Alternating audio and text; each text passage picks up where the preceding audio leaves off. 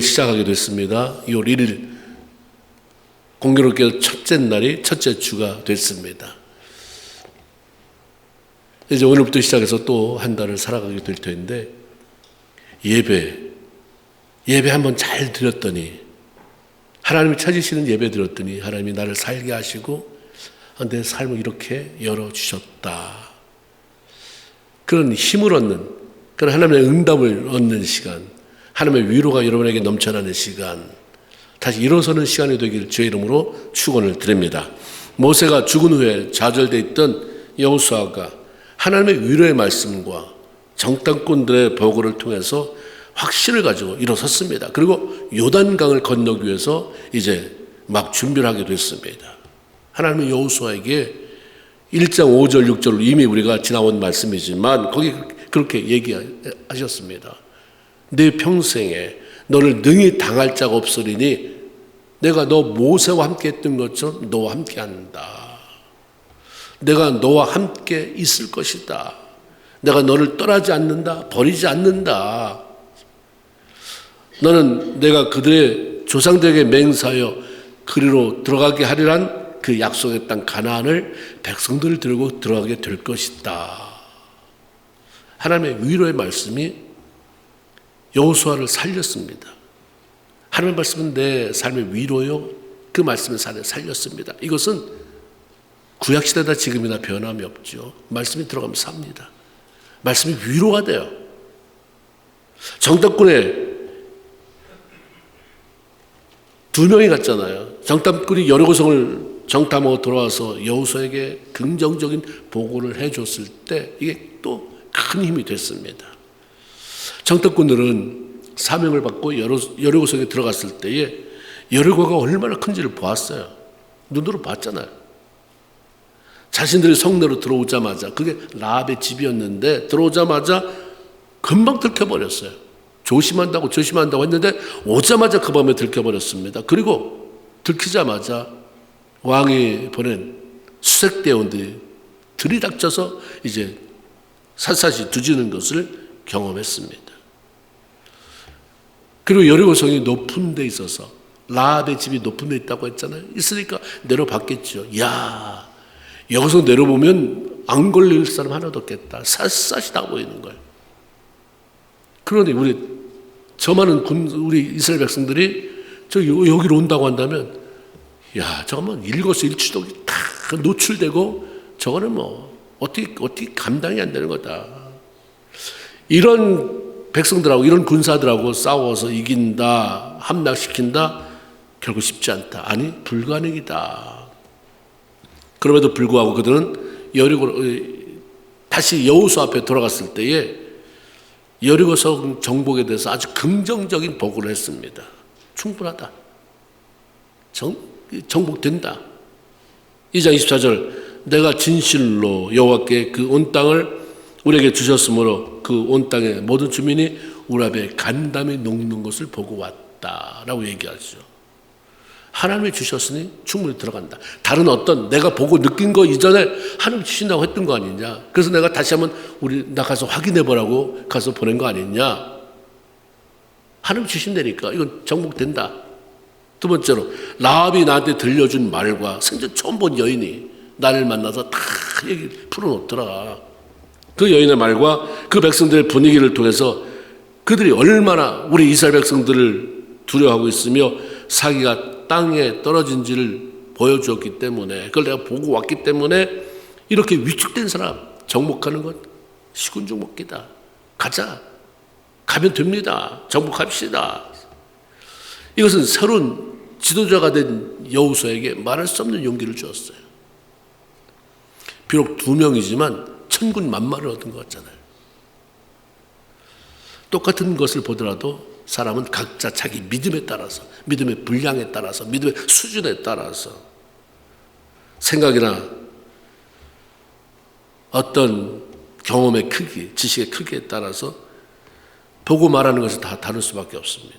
믿음이 작은 사람이 말하는 것과 믿음이 큰 사람이 말하는 것, 믿음이 큰 사람이 보는 것과 믿음이 작은 사람이 보는 것. 그리고 리더는 믿음이 커야 돼요. 크게 봐야 돼요. 깊이가 없는 믿음 가지고선 지도자가 된다. 망하는 것입니다. 그래서 믿음을 깊이 하기 위해서 그래서 싸우는 거예요. 우리는 다른 사람하고 싸우는 게 아니라 하나님 앞에 내가 왜 이렇게 믿음이 낮습니까? 믿음이 성경에 보면 믿음이 없다, 적다, 작다 이런 얘기를 주님이 많이 말씀하셨어요. 믿음 키우기예요. 우리는 끊임없이 믿음 키우기. 도피하지 마세요. 2월달에 어디 숨어 산다고 믿음 커지지 않아요. 그냥 부딪히세요. 그래서 내가 이거 믿음이 이것밖에 안 되는구나. 실체를 파악해야 돼요. 아무것도 부딪히지 않으면 나는 그냥 감싸놓으면 대단한 믿음의 사람인 줄 알고 세월이 지나면 나는 대단한 믿음의 사람인데 왜 나는 장로 안 시켜주나 이런 이상한 소리를 하게 돼 있어요. 부딪혀 봐야 돼요. 저는 늘 제가 어렸을 때 시골에 자란 게 얼마나 감사한지. 시골에서 짐승 키운다는 것은 이것은 사료를 사다 주는 것 사치입니다.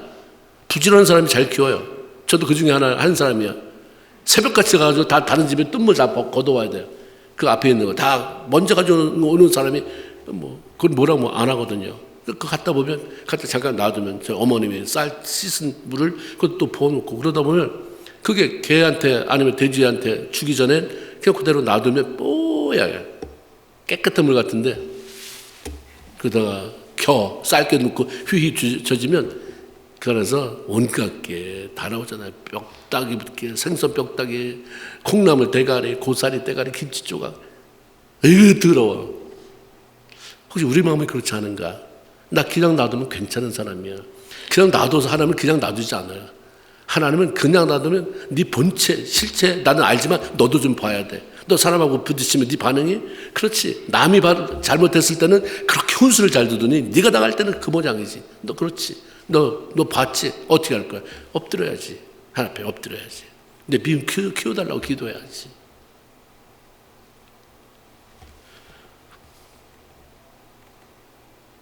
모세가 12명의 정탐꾼을 보냈던 것 여러분 다 기억할 거예요. 40일 동안 가나안 땅을 탐지하고 왔습니다. 도란 정탐꾼 12명이 다 좋다고 그랬어요. 역시 하나님 최고의 좋은 땅을 우리에게 약속해 주셨다. 그런데 12명은 부정적인 모으고 가잖아요. 좋긴 좋은데 원주민이 워낙 강해서 뭐랄까 비교를 든다면 우린 메뚜기다. 그 앞에 메뚜기 같다. 야 메뚜기가 그 거인들 또 생각 좀 해봐라. 메뚜기가 아무리 때려 몰려서 들이박는다고 해도 그 거인들이 모여있는 그 땅 이거는 자살행위다. 누가 어떻게 말하든 가나안 땅에 대한 약속은 하나님이 주신 거기 때문에 들어가야 돼요. 그런데 10명의 부정적인 그 10사람 때문에 장정권 60명 전체 다음에 6, 4, 20자 한 240만 명이 엄청 타격을 받아요. 그나마 240만 명에서 고르고 골라서 대단하다고 한 지파의 대표들 10명, 12명 그래서 10명 때문에 거기 망하잖아요. 너무 힘들어요. 그 결과가 뭐였습니까? 빨리 갈 수 있는 길을 40년을 돌아가게 만드는 그 10명 믿음 없는 것들이 세워져서 그래요. 믿음을 키우려고 한 번도 생각을 안 해봤을 거예요. 난 믿음이 좋은 사람이니까 내가 대표가 됐지. 오늘 끊임없이 자기 살피는 자가 돼요. 내가 목사가 됐는데 이게 정말 믿음이 있어서 목사가 된 겁니까? 하나님 내가 요것밖에 안 됩니다. 결정적인 순간에 내가 생각해내는 것은 요것밖에 안 됩니다. 하나님 나 내 믿음 키워주세요. 날 불쌍히 여겨주세요. 그러니까 늘 불쌍히 여겨달라는 말밖에 안 나오는 거죠. 지도자 몇 명이 하나님의 약속의 말씀을 무시하고 믿음이 없는 자기의 생각을 섞어서 부정적인 말을 쏟아냈을 때에 수많은 사람들이 안 겪어도 되는 고통과 폐물 속으로 빠져들어가는 그런 일이 이미 다 보였어요. 그러나 다행히도 하나님의 여호수아를 긍휼히 여겨 주셔서 만약에 여호수아에게 모세 때처럼 그런 일이 반복됐다면 그 자리에도 주저앉았을 거예요. 막 일어났거든요 지금. 그런데 그가 보낸 두 명의 정탐꾼들은 하나님과 그분이 하신 말씀, 약속을 잘 신뢰하는 믿음의 사람들. 그 믿음으로 보고했어요. 크다, 맞다, 저 크다. 야, 첩보 대단한데 수색대원들 기가 막혀. 어떻게 그렇게 냄새를 잘 맡는지. 성이 어마어마 크고 높아서 정찰이 다 물 셀 틈 없이 가능해 안 돼가 아니라 그럼에도 불구하고 하나님이 간다고 했고 이미 제일 중요한 거는 싸워야 되는 사람들 사기가 다 땅에 떨어져 있는데 뭘 걱정이야. 가자.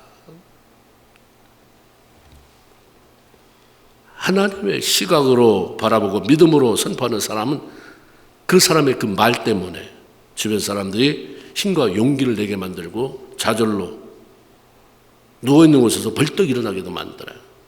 이번 달에 우리가 아까 안 했는데 암송이 사람이 마음으로 믿어 의에 이르고 입으로 시인하여 고래 이른다. 믿음 있는 말을 하자요. 결국 이번 한 달 동안 묵상하면서 그냥 믿음 없는 말이면 남 죽이는 말이면 아예 벙어리가 됐어요. 여기다 그냥 뭘 붙이세요. 하나님, 내 말로 내 부인 죽이지 않게 해주세요. 내 말로 내 남편, 말로 그냥 애들 죽이지 않게 하시고 말로 신앙생활 잘하려고 하는 사람 그냥 좌절시키지 않도록 얘 입에 어떤 말을 내뱉느냐. 나는 생각 없이 하는 거지만 저 사람은 내가 무슨 말을 해도 저 사람 믿음 좋아서 상처 안 받아. 그런 사람은 없습니다. 어떤 사람이 저한테 두 가지 얘기했어요. 입만 벌리면 설교가 나온다. 어떤 말을 해도 상처 안 받는 사람. 제가 굉장히 이렇게 보여도 여리여리한 사람이에요. 상처를 굉장히 잘 받는 사람이에요. 대신 상처를 빨리 치유하려고 하나님 앞에 엎드리는 거죠. 하나님 앞에 많이 우는 거예요. 하나님 앞에 울어야 사람한테는 웃을 수 있잖아요. 그러니까 하나님이 금식할 때 나 금식한다 이러면서 초하게 하지 말고 금식은 뒤로 가서 하고 앞에서 깨끗하게 해라. 우리 신앙인들은 힘든 거 하나님 앞에 토로하고 거기서 다 울고 불고 소리치고 난리하고 그 다음에 사람들 대할 때는 기쁨으로 가식이 아니라 하나님 나에게 내 짐을 맡아주셨으니까. 아휴, 기도했는데 너 어젯밤에 기도한 거 아니었어? 어젯밤에 지난주에 한 주간 동안 그래서 기도한 거 아니야? 근데 왜 인상이 다 죽일 쌍이야? 그러면 나 같은 사람은 뭐 어떻게 하라는 거야? 그러면 기도하지 말라는 거야? 기도했으면 맡겼으니까. 너 얼굴색이 달라졌는데 뭐가 하나님 응답하셨나 봐? 아니, 근데 맡겼으니까 난 믿음으로 사는 거야. 이게 필요한 거죠. 성도들은 가정에서든지 교회에서든지 어떤 공동체 속에서든지 죽이는 자가 아니에요. 살리는 믿음의 사람이 되어야 합니다. 음으로 양으로 여러분 삶을 돌아봐야 돼요. 이게 다 우리가 하나님 앞에 평가받아야 될 부분이기 때문에 나는 사람을 살리는 사람인가 죽이는 사람인가 진지하게 사람을 그렇게 용기를 주는 사람인가 아니면 비웃으면서 사람으로 하여금 자기 자신에 대한 확신을 갖지 못하고 자꾸 비틀거리게 만드는 사람인가. 하나님 여호수아에게 요단강을 건너기 위해서 먼저 해야 할 일을 몇 가지 알려주셨습니다. 첫째는 법궤를 맨 레위 제사장들을 맨 앞에 세워라 이거였습니다. 어떻게 보면 대단한 것도 아니에요. 뭐 사람 앞에다 세워라. 뭐가 사람이 섰든 뭐가 섰든 갖다 강만 건너지면 된다. 뭐 우리 보통 그렇게 생각하지만 하나님은 아니, 강은 건너져. 근데 이거 중요한 거는 그 과정. 앞에 법궤를 맨 레위 사람을 세워라. 레위 사람들을 앞에 세우라고 하는 것은 그들이 법궤를 맺기 때문입니다. 여러분 법궤가 왜 중요한가? 법궤는 괴짝이에요. 괴짝. 근데 그 안에 들어있는 게 중요한 거죠. 세 가지가 들었어요. 뭐가 들었습니까? 네, 그거 하나 또 그거 세 가지 다 들었어요. 십계명 두 돌판. 하나님 직접 쓴 거잖아요. 직접 쓴 거. 두 번째는 만나 항아리. 내가 이렇게 먹였다. 하나님이 기가 막히게 40년 이끌었다. 만나 항아리. 또 하나는 아론의 쌍난 지팡이. 권위에 대해서 그렇게 백성들이 그냥 잘난 척해. 나도 그러니까 그 지팡이 갖다 놔봐라. 어디서 싹이 나나. 아론의 지팡이만 싹이 나게 하잖아요. 다 하나님이 알아서 하시는데 뭘 이렇게 원방불평이 많으냐. 그 박스에 넣고 이걸 상기하면서 하나님의 존재를 기억해라. 하나님의 임재를 상징하는 거예요. 법궤라고 하는 것은. 그러므로 하나님의 법궤를 맨 제사장을 앞에 세우라고 하는 것은 사람을 앞에 세우라는 게 아니라 법궤를 앞에 세워라. 모든 삶에 하나님을 앞세우고 그분을 바라보며 따라가라라고 하는 하나님의 제일 원칙이 적용되고 있는 것입니다. 하나님을 앞세우고 바라보지 못하고 내 마음대로 살면 문제가 뭐냐면 조금 나가는 건 괜찮습니다. 계속해서 가다 보면 삶의 방향을 잃어버려요. 광야에서 방향을 잃어버린다. 이건 치명적인 거잖아요. 우리가 이때 광야라고 말하잖아요. 광야는 크다, 위험하다, 뱀과 정갈이 많다. 이 땅은 넓어요. 세상은 넓고 할 일은 많다. 그 책 제목 아시잖아요. 세상 넓어요. 굉장히 넓고 할 일도 많고 위험해요. 뱀과 정갈이 그런 곳에서 하나님을 바라보며 하나님의 인도함을 따르지 못하고 방향을 잃어버린다. 이것은 그냥 살았다는 이름은 가졌으나 실상 죽은 자처럼 살겠다는 그러한 이상한 결단인 것이죠. 이건 너무 위험한 것입니다. 오늘 우리에게 법계는 없어요. 그렇지만 말씀은 주어졌습니다. 말씀을 앞세우고 살아라. 성경책을 앞세우고 살아라는 게 아니라 성경 말씀이에요. 그 말씀의 주인이신 하나님 앞에 세우고 살아가라 라고 하는 말씀인 것입니다. 그리고 두 번째는 거리예요. 제사장이 법궤를 메고 앞에 가면 나머지 백성들은 너무 가까이 근접하지 말고 거리를 둬라. 그리고 정확히 대충 좀 멀리 떨어져 이러지 않았어요. 2000규빗이라고 정확하게 2000규빗을 떨어져. 규빗은 단위예요. 단위. 길이를 재는 단위. 그냥 그때는 뭐냐면 팔뒤꿈치에서 가운데 손가락 끝. 이게 1규빗입니다. 그래서 이걸 보통 우리가 45cm에서 50cm. 그래서 우리가 이걸 50으로 하면 계산이 빠르겠죠. 2000규빗이면 50. 얼마큼이에요? 1000m 정도 되겠죠. 1000m. 이거는 약 0.62마일. 그렇게 되더라고요. 제가 이렇게 계산해 보니까 0.6마일이 좀 넘는 거예요. 왜 가면 가는 거지? 법궤를 앞에 세워라. 그렇게 의식이 많은가? 뭐 이래라 저래라가 많은가? 왜 거리를 떨어져라 그러는가? 그것은 누구든지 법궤를 봐야 되기 때문에 법궤가 잘 보이게 해라. 구름기둥, 불기둥이 인도할 때는 높이 솟으니까 멀리 떨어져서 뭐 어떻게 오든 상관없이 다 보잖아요. 저기 구름기둥인데 저기 불기둥인데 다 보여요. 근데 이제 이때쯤 됐으면 법궤, 그 구름기둥, 불기둥 이제는 조금 있으면 5장에서는 만나 사라지잖아요. 이제 없는 거예요. 그게 없어져요. 그래서 불기둥, 구름기둥 얘기가 안 나와요. 대신 등장하는 게 법궤, 하나님의 임재. 법궤는 조그맣잖아요. 조그만 상자. 그 사람들이 메고 가는데 그걸 200만 명이, 약 200만 명이 본다. 뒷사람 보이지도 않아요. 그러니까 앞에 있는 사람이 너무 가까이 쫓아가면 그게 가려지고 뒷사람을 보지 못하니까 2000규빗 정도 떨어지면 멀리서 저기 법궤 간다. 법궤가 거기 뭐 고리가 어떻게 달렸네 뭐 어떤데 이거는 몰라도 그 형체는 볼 수 있잖아요. 그거 보고 따라가라는 거죠. 물론 법궤를 내 눈으로 보지 못하고 가도 앞에 사람 따라가면 되잖아요. 앞에 따라. 여러분 그런 경험 해보셨을 거예요. 난 주소도 없어요. 내비게이션도 없어요. 앞에 사람하고 가는데 신방을 가요. 어느 집에서 예배가 있다고 해서 가요. 앞 사람이 안다고 나 한번 따라오라는 거예요. 열심히 따라왔는데 그래서 따라왔는데 그 사람이 전혀 다른 방향 쇼핑몰에다 파킹을 해요. 저 차? 그 차인데 똑같이 생겼는데 다른 거예요. 그렇죠? 잘 따라가면 괜찮아요. 제대로 된 걸 따라가면 되는데 똑같이 된 다른 걸 따라가면 이상한 데로 가는 거예요. 여기 집사님 댁이 아니고 여기 쇼핑몰에 왜 옥황몰로 가 있냐 이게. 우리 그럴 때가 저 딱 2번 있었어요. 더 있었을 수 있는데 그냥 2번만 기억하기로 했습니다. 근데 우리가 그러니까 남을 따라간다는 거, 이 위험 부담이 굉장한 것입니다. 그렇죠? 우리가 따라가도 도달할 수 있어요. 그러나 하나님은 모든 사람이 직접 네 눈으로 직접 하나님의 임재를 보고 느끼고 생각하면서 그렇게 신앙의 여정에 참여해라, 걸어가라. 신앙생활은 남을 따라가는 삶이 아니라 하나님을 따라가는 삶이잖아요. 많은 사람이 예수 믿으면서 교회 다니면서 실족해다 넘어지는 거 다 보면 사람 따라가서 그래요. 너무 사람. 주님 따라가면 되는데 주님 안 따라가요. 처음에 신앙생활을 뭐 교회를 처음 나왔다든가 신앙생활을 처음 할 때는 사람 따라가면 도움이 되죠. 그렇지만 너무 사람 의지하고 사람 바라보면 사람 때문에 실족하고 주님은 가까이 할수록 향기가 나지만 사람은 가까이 할수록 냄새가 나는 게 사람이에요. 대단하다. 그래서 여러분이 대단하도 실망될 수밖에 없어요. 그래서 여러분이 정말 운전을 잘하려면 봄, 여름, 가을, 겨울을 다 사계절을 운전해봐야 된다. 저 사람이 괜찮은가? 그 사람하고 대판 싸워봐야 돼요.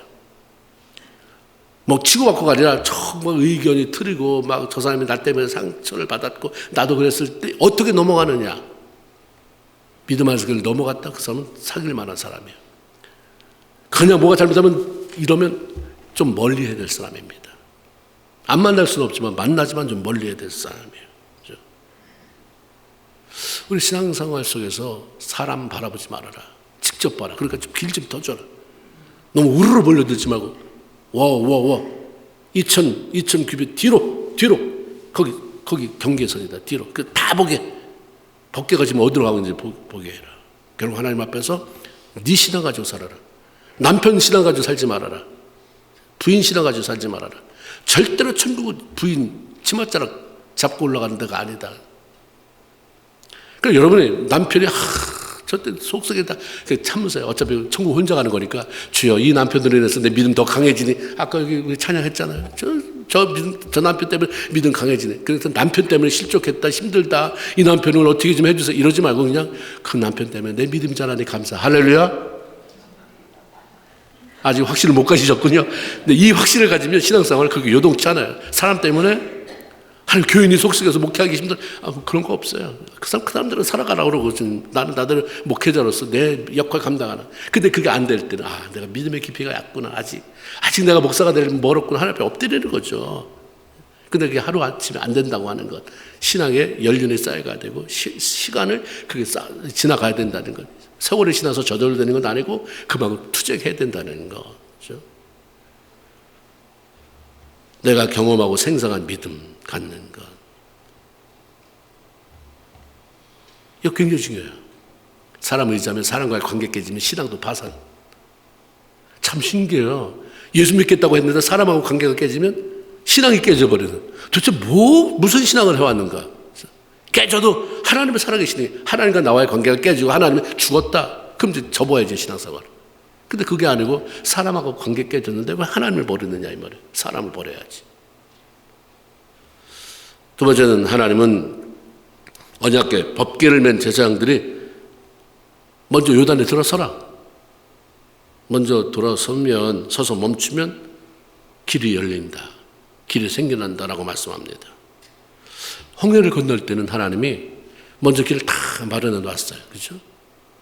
홍해 때는 백성이 우르르 들어갔는데 그때 물이 벽이 되고 길이 열린 게 아니라 먼저 모세를 통해서 하나님이 지팡이를 내밀어라. 바람이 동풍이 불어와서 길을 쫙 열어놓고 그럼 그 열린 길을 마른 땅처럼 건넜다라고 말씀합니다. 그런데 지금은 아니에요. 요단은. 왜 두 경우를 이렇게 다르게 하셨을까?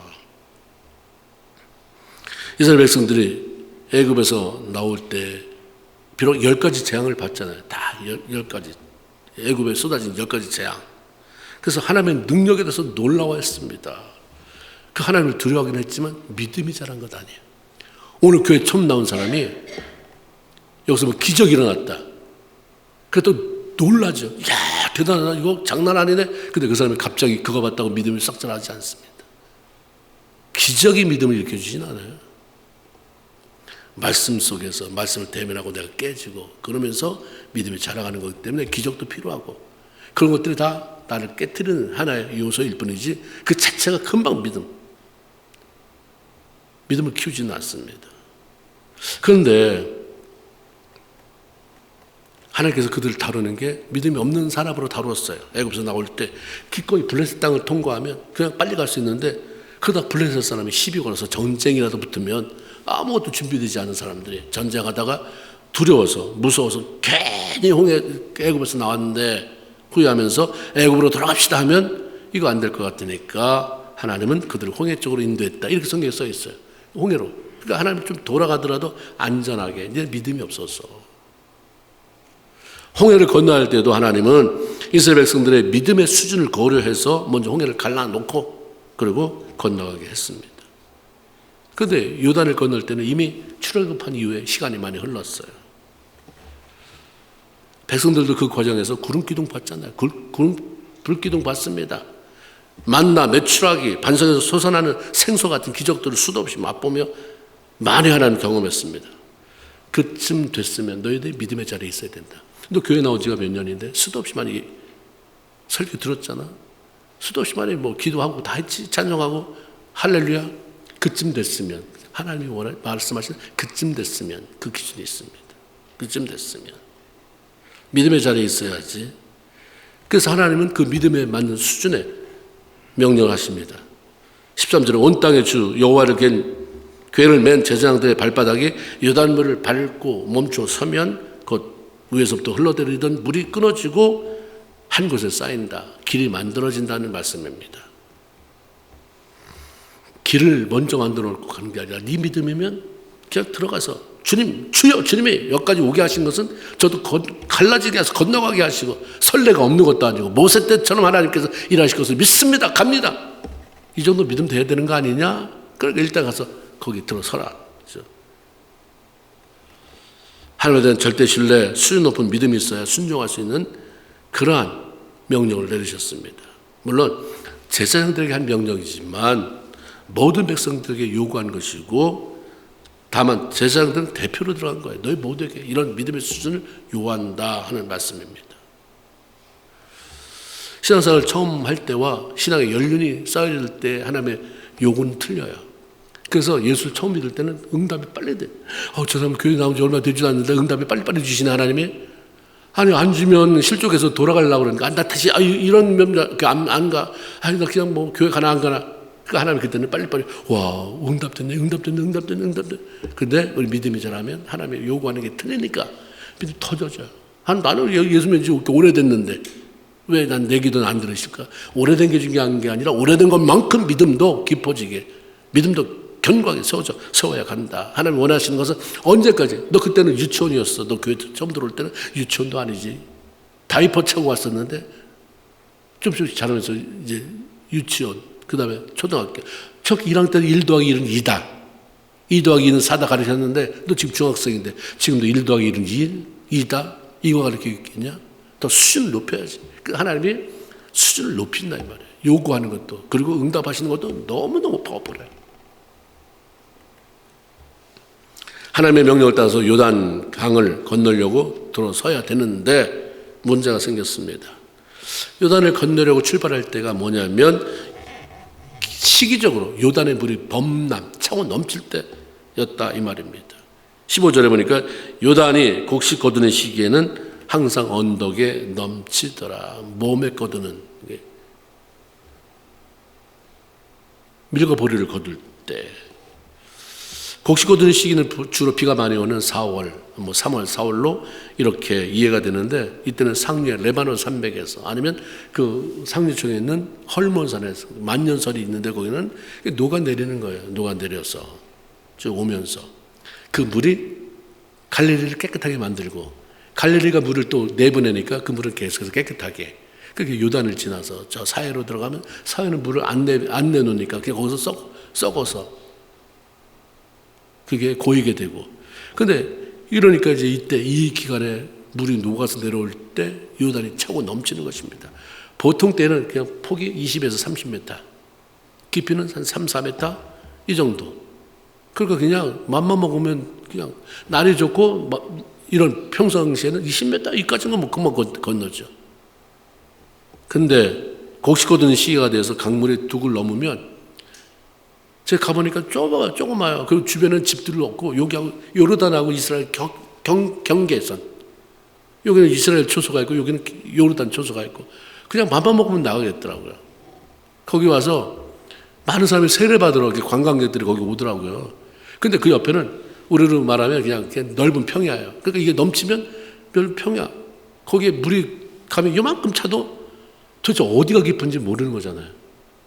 정말 메인 스트림에 물이 넘치는 거하고 그 넘쳐서 옆으로 가면 사방팔방이 다 물이니까 제가 다 완전히 엄청나게 커 보이는 거예요. 이런 때 요단강을 건너라. 하나님 그들을 인도해 오신 거잖아요.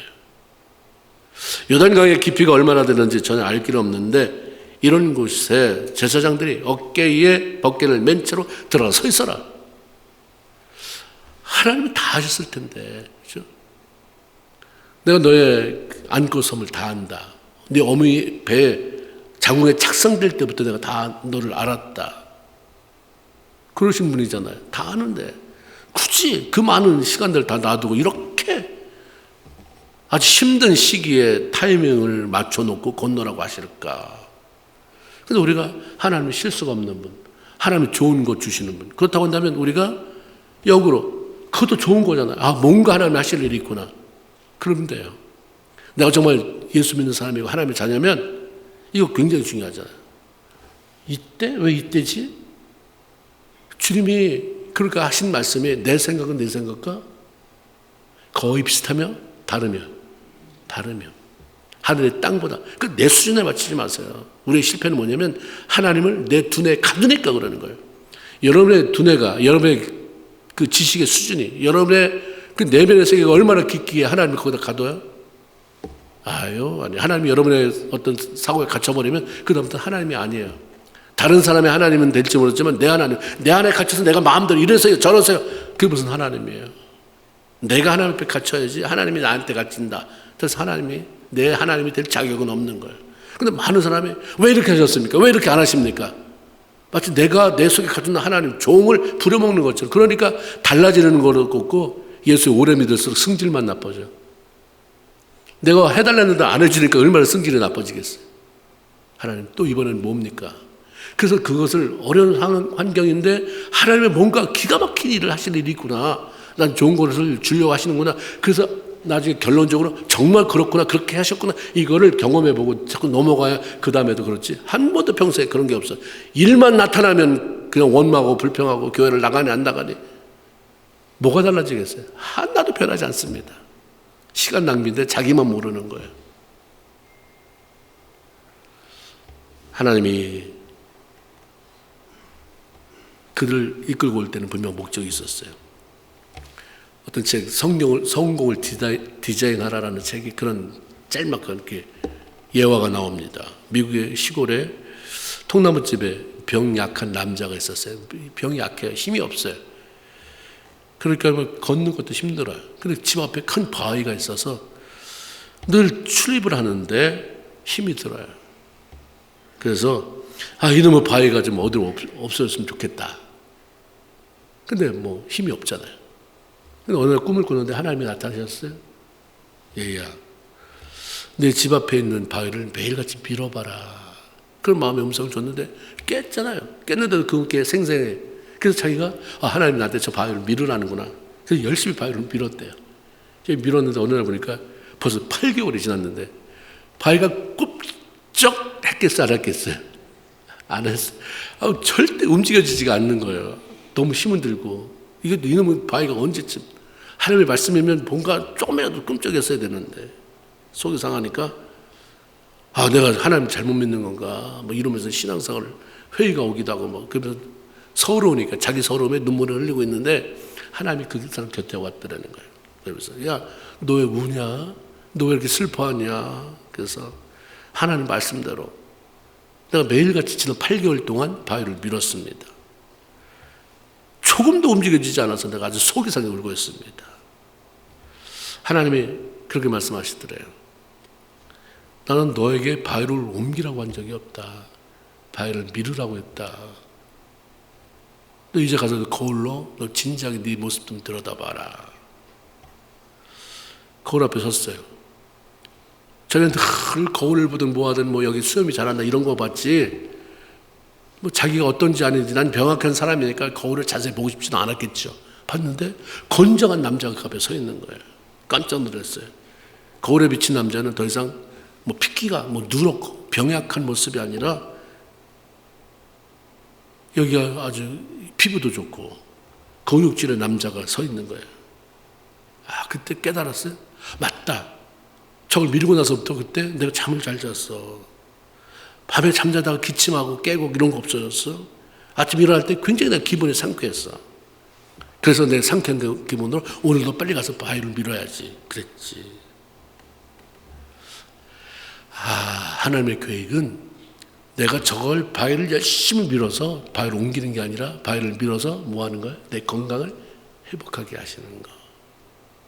그래도 이 사람의 참 장점은 뭐냐면 매일같이 밀었다는 거예요.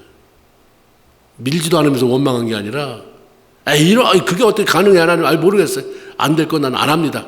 보통 그러는데 매일 밀었어요. 눈물도 원통함도 속상함도 해본 사람이 있는 거지 안 해본 사람은 맹숭맹숭해요. 신앙생활에 감격도 없고 속상함도 없어요. 해본 게 없으니까. 그냥 다 내가 아니야 그러면 싹둑 잘라버리고 그래? 몇 번 해보다가 안 되네? 말고. 근데 나는 이거 아니면 안 되니까 하나님 아니면 안 되니까 해보면 감격도 있고 어떤 때는 너무 속상하고 왜 안 되지? 하나 왜 안 되죠? 그런데 하나님이 이렇게 깨닫게 하시니까 얼마나 감격스럽겠습니까? 순종으로 바위로 밀었을 때 하나님은 그의 건강을 바꿔놨어요. 삶을 바꿔놨습니다. 하나님이 하시는 일은 의미 없는 게 없습니다. 그분을 믿고 그분의 하시는 말씀에 순종하면 우리를 위한 하나님의 계획, 일을 하신다. 그런 말씀입니다. 그러니까 네 목만 해라, 네 목만. 하나님이 하라는 거 안 하고 걱정 근심하고 원망하지 말고 밀어라 그러면 밀어. 그만두릴 때까지. 어느 순간에 아마 하나님은 그렇지 않아도 내가 너한테 와서 거울 좀 보라고 할 참이었다 이랬을지도 모르겠죠. 하나님이 이스라엘 백성들의 그 많은 날들을 놔두고 요단강물이 차고 넘치는 시기에 그 강을 건너게 하신 이유는 첫째로 이스라엘 백성들 앞에서 여호수아를 높이기 위함이다라고 말씀해 주셨어요. 7절에 여호와께서 여호수아에게 이르시되 내가 오늘부터 너를 온 이스라엘 백성들의 목전에서 크게 해서 모세와 함께 했던 것 같이 너와 함께 하고 있는 것을 그들로 알게 하리라. 하나님 보실 때도 백성들이 다 맹세했잖아요. 모세처럼 우리가 최대한의 존경을 표하고 따르겠다. 그렇지만도 그래도 뭐 모세하고 잽이 되겠어? 비교가 되겠어? 근데 하나님 이 일을 통해서 내가 널 모세와 버금가는 정말 하나님이 함께하는 사람이다라는 걸 보여줄 것이다. 그러니까 얕은 물 하나님이 그냥 햇빛이 쨍쨍 내리쳐서 보통보다 한 2배나 덥게 만들어서 물을 말렸다. 가문들게 해서 요단을 말렸다. 기가 막힌 방법으로 건너가겠다. 감동이 별로 없었을 거예요. 모세 네가 한 일이 뭐 있는데, 여호수아에 네가 한 게 뭐 있는데, 하나님이 햇볕 쨍쨍쨍. 근데 하나님이 하시지 않으면 안 되는 방법으로. 하나님이 정말 그렇잖아요. 기도원 전쟁할 때도 32,000명이 모였는데 돌아가라. 겁먹는 사람은 돌아가라고 해라. 22,000명 갔어요. 10,000명 너무 많다. 뽑아라. 300명. 왜요? 너무 많은 숫자로 하면 지네가 이겼는 줄 그렇게 착각할 것이다. 네가 네 마음대로도 맘만 먹으면 된다. 이런 일 그런 거 아니고 맘 먹어도 안 되는 일을 내가 일으켜서 그 사건 통해서 하나님이 얼마나 위대한 분이신지 하나님이 너를 어떻게 세우는지를 보게 할 것이다. 그래서 이런 사건을 일으켰다 이런 거죠. 우리가 구원받는 순간 우리는 하나님의 자녀가 돼요. 우리 그분의 사랑받는 자녀가 되잖아요.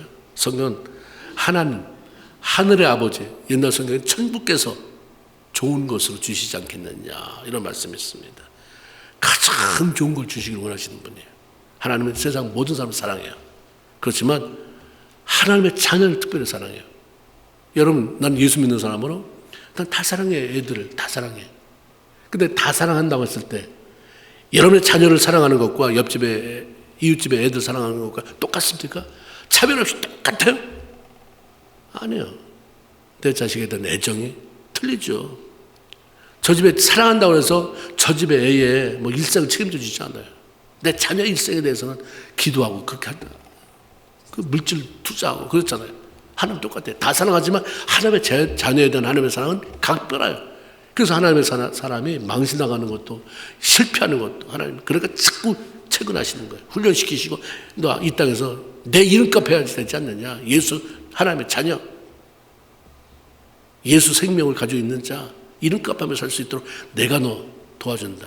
무조건 퍼부어주는 게 아니라 그 퍼부어주면 뭐예요? 그걸 담을 수 있는 그릇이 병뚜껑만 한데 자꾸 훈련돼서 하나님 열어가고 넓히고 그렇게 하시는 거죠. 그러므로 믿음의 사람들은 어려움을 만날 때마다 나를 유익하게 하시고 나에게 가장 귀한 것을 허락하시려고 일으킨 사건이다. 성경은 사건과 해석의 연속으로 이루어지는 것입니다. 사건이 일어나요. 사람 사이에. 그럼 하나님은 아브라함의 그때 이삭의 사건 그거 이거다 알려줘요. 그 사람이 그렇게 한 거, 그 왕이 그렇게 한 거 교만해진 거다 알려줘요. 우리한테 그 사건을 해석할 수 있는 능력이 필요해요. 아, 하나님이 그 내 마음대로 그냥 긍정적으로 좋게 생각이 아니라 말씀이 이렇게 했으니까 이거 그거다. 어떤 도둑이라도 자식이 생선 달라고 그러면 뱀 안 준다. 떡 달라고 그러는데 돌 안 준다. 도둑도 이 땅에 못된 놈들도 자식이 달라면 좋은 거 줄 줄 알고는 하물며 천국에서 맞다. 하나님이 이거 나 죽이려고 놓는 게 아니다. 여러분 사업의 위기다. 이걸 통해서 하나님이 뭘 근신하게 하든가 하나님 뭘 생각하게 하든가 아니면 내가 결정 못하니까 하나님이 아예 그렇게 해서 옮기게 하든가 하나님 일하시는 거예요. 모르는 거예요. 그럼 우리는 그걸 믿음으로 받는 거죠. 그 믿음으로 받고 믿음으로 통과할 때 그 다음에 이제 길이 열리는 것입니다. 요단 강물이 차고 넘치는 시기에 그 강을 건너게 하신 또 다른 이유는 이스라엘 백성들에게 말씀대로 순종하면 되는구나를 알게 하는 거죠. 우리 이 땅에 참 중요한 게 뭐냐면 뭘 많이 가지고 든든히 내가 주님이 오늘 밤 내 생명을 도로 찾으면 이게 다 누구 것이 되겠느냐 했을 때 뭐냐면 그 사람 하나님보다 내가 벌어놓은 게 너무 그걸 바라보면서 이거 가지고 뭐 할까? 이거 가지고 어디 놀러 갈까? 뭐 하다 쓸까? 그런데 하나님이 나타나셔서 그에게 이 어리석은 자, 이거 오늘 밤에 네 생명 취하면 이거 다 누구 거 되느냐? 그런 거 생각하지 않고 산다 이 말인 거죠. 우리 삶 속에 참 중요한 게 배짱으로 사는 거. 하나님이 계신데. 우리 성경에 보면 너희가 너무 물질의 과욕을 부리지 말아라. 왜? 하나님이 너의 필요를 아신다 그렇게 얘기해요. 하나님이 살아계신 살아계신 하나님이 너의 필요를 아는데 너무 하나님이 없는 것처럼 과욕을 부리지 말아라. 이 땅에 사는 동안 그렇지만 난 하나님의 자녀인데 하나님 책임져 주시지. 그렇다고 해서 하나님이 아무것도 안 하고 그냥 한량처럼 살라가 아니라 말씀하잖아요. 땀 흘려서 부지런함으로 성실함으로 즐거움으로 일해라. 그리고 일하기 싫은 사람은 먹지도 말아라. 욕심내지 말라는 거예요. 하나님을 뒤로 다 밀어서까지. 우리가 하나님은 아멘하고 나가는 걸 기뻐하시지 내가 뭘 이뤄내는 걸 기뻐하는 분은 아닙니다. 달란트 비유에서도 장사해서 돈을 많이 남겼기 때문에 배를 남겨서 하나님이 그들을 칭찬한 게 아니야. 이거 가지고 활용해라. 활용하는 몸짓을 했기 때문에 행동을 했기 때문에 하다가 나 5달란트 다 잊어버렸습니다. 하나님 이번에 신발 가게 했는데 이번에 장화 가게 했는데 어쩜 비가 그렇게 안 와요. 이번에 소금 장사 했는데 어떻게 눈이 하나도 안 와요. 다 망했습니다. 괜찮다. 네가 어떻게 했는지 이걸 가지고 나를 기쁘게 하려고 애쓴 그 의도 내가 안다. 1달란트를 책망한 것을 안 하는 거야. 그냥 갖다 파묻어 놓고 우리 주인은 굳은 새라 내가 이거 하다가 놓쳐버리면 나 되게 야단 맞는다. 잘릴지도 몰라. 하나님 내가 뭘 잘해서 칭찬하는 게 아니라 시도 말씀에 순종. 하나님 이렇게 말씀하셔서 내가 순종합니다. 비틀거렸네요. 또 넘어졌네요. 괜찮다.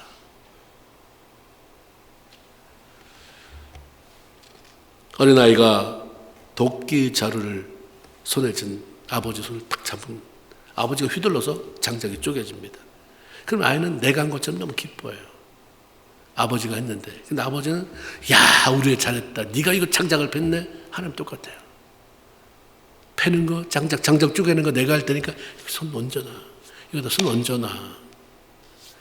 요한복음 8장 29절에 예수님께서 나를 보내시는 이가 나와 함께 하시는도다. 내가 항상 그분이 기뻐하는 일을 행함으로 그분은 나를 한 번도 혼자 두지 않았다. 이런 말씀. 예수님이 그냥 이 땅 사는 동안 그분의 목표가 우리가 보면 뭐 전도하러 왔다, 고치러 왔다, 치유하러 왔다, 귀신 쫓아내러 왔다. 아니요. 순종하러 오셨어요. 하나님 말씀에 순종하라. 그럼 매 순간마다 순종이에요.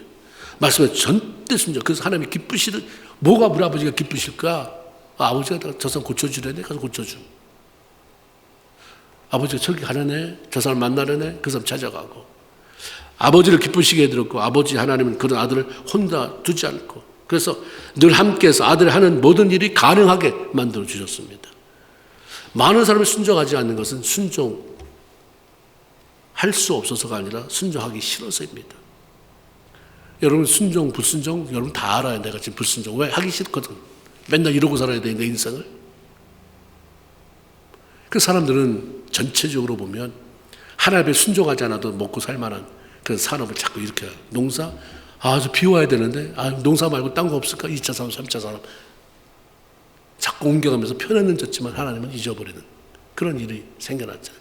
농사 질 때는 비가 오면 안 되니까, 비가 오면 안 되니까 하나님 살려주세요가 나오는데 그 다음에는 안 나오는 거예요. 하기 싫어요. 왜 내가 내 인생을 왜 이렇게 멋있는 인생을 가보면 돈만 있으면 다 죽은 사람도 살리고 엄청나게 재밌게 사는데 돈 벌러 가지 왜 나를 거기다 박아놓고 하나님 이렇게 꼼짝달싹 못하게 하십니까? 순종하기 싫습니다. 하나님은 선택하면 내버려 두지 않아요. 시간이 걸려서 그렇지. 그냥 그래 돌아봐라 한번 돌아봐라. 그 보면 나중에 그 자리. 근데 달라진 것은 내가 아이가 너무 많이 먹어가는 거예요. 하나님의 법칙은 지금도 변함이 없습니다. 하나님을 바라보며 믿음으로 순종할 때 따라합시다. 그러면 하나님은 길을 만드신다. 아멘입니까? 아멘. 기도합시다. 하나님 고맙습니다.